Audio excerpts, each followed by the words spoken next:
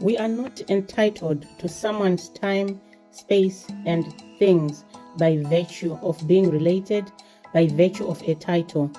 We can have access to someone if we are stepping into our role, because it's not enough to proclaim that this is my partner, so I need to know 1, 2, 3, and I need to have access to information or access to their stuff.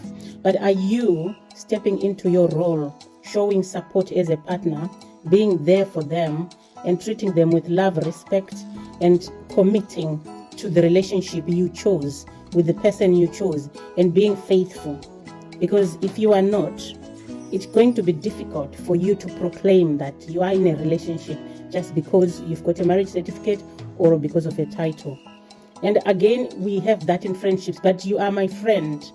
You are my friend, all right, but are you loyal as a friend? Do you not go behind my back and talk about me? Do you not denigrate me or talk badly behind my back? Are you not jealous of me? Do you not try to be with my partner, or do you not try to pull me down? That's important to know. And then we've got, I am your parent. Have you treated me as a child you love? Have you guided me with love instead of treating me like an inconvenience? In the moments that I triggered you or I challenged you, did you take time to step back and assess your own triggers, as well as support me to co-regulate, instead of beating me up, instead of having a go at me, shouting at me, putting me down and demeaning me, and forcing me to suppress my feelings?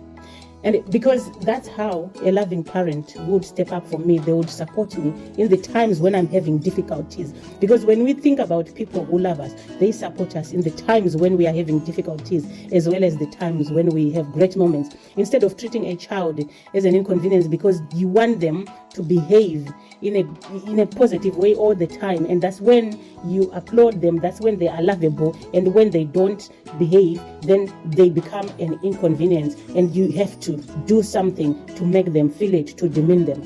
So when we talk titles, when we talk roles, it is important that we don't rush to proclaim that I am your friend. Well, you didn't tell me 1, 2, 3. Oh, but I'm your partner. Am I safe with you? That's what you need to ask yourself. Is how you show up in our relationship as my mother, as my father, as my partner, and as my friend, and as my colleague, does it make me feel safe? The way that you treat me, if I treated you the way you treated me, would you feel safe? These are the questions we need to ask ourselves before we claim these roles and say that, well, I'm your mother, so I need you to marry somebody that I like. You are not entitled to that.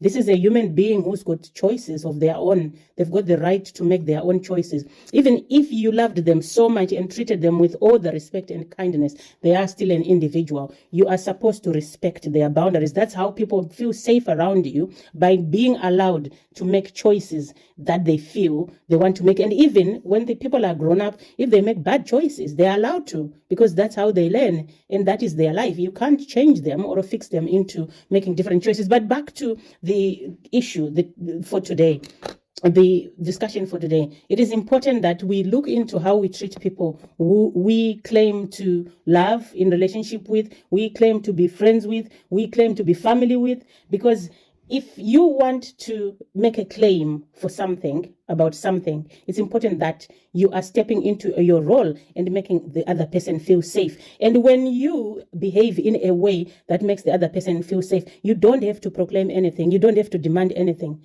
because things will just happen naturally. There won't be any need for you to request anything or to ask for anything. When you make requests, of course, it will be in a safe space, and it will be a safe conversation. And where conversation hasn't been safe, it can be revisited and resolved, because there is that safety, there is that element of trust that we can fix things together. So I invite you to reflect tonight about your relationships and your roles. Whatever relationship, whatever role you have, whatever it is called, it doesn't matter what relationship it is. It might be at work. Is the way you are behaving making other people feel safe? Or when people claim that you are in certain relationships with them, are you feeling safe in those relationships in the way that these people are behaving around you or around the relationship? because that is how we can start to create healthy relationships. And yes, sometimes you can communicate with people and express how you are feeling, but you can't change people. You can only tell them how you feel about something. But if there is inconsistency or consistent unhealthy patterns, then it is important that you start questioning that relationship.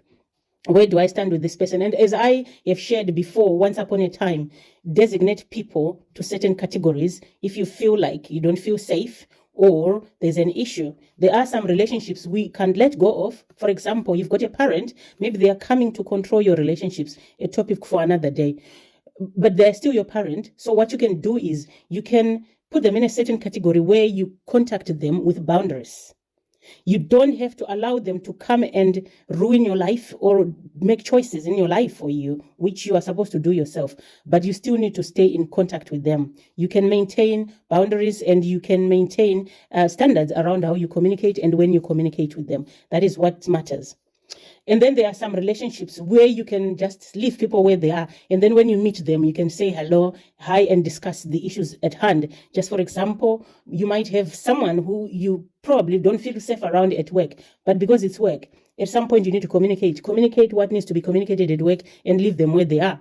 And some people we call friends, you can relegate them to associates. Maybe there's something, a particular hobby, a common denominator where you meet, just meet there and say hello there and then leave them where they are. Those are important aspects of relationship we need to start looking into, rather than just go along with people because we feel like it doesn't sound nice to detach from people.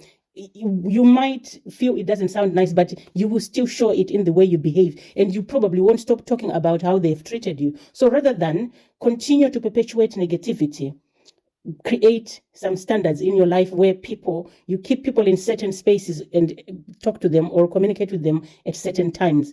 That can be important for you and helpful for you and healthy for you to safeguard you in any situation that you are struggling with. And in romantic relationships, I am an advocate of you need to recognize whether you need therapy or you need a relationship. And it doesn't matter how long you have been in a relationship. Recognize whether you are living with an enemy or you are living with a partner. That is important to recognize, because at the end of the day, as I said yesterday, people sometimes end up harming each other because they don't like each other. They no longer like each other. And you might tell me people fall out of love. There's a difference between falling out of love and hating each other and not liking each other. Those are different things. So you need to discern and recognize that it's not the be all and end all to be with this person or to be in a relationship. You can be single, you can take time to heal, and then you can meet someone who loves you. Many people don't believe that there's someone out there who can actually love them more than the person that they are with right now who's treating them badly. But there are people who can love you. But the first thing you need to do is to learn to respect yourself, to be compassionate towards yourself, and to love yourself. And then you can then choose people and create boundaries. And people like boundaries because when they have standards, they know what to do and how to love you. So I'm inviting you today to discern and not just to focus on roles, but to step into your roles or change.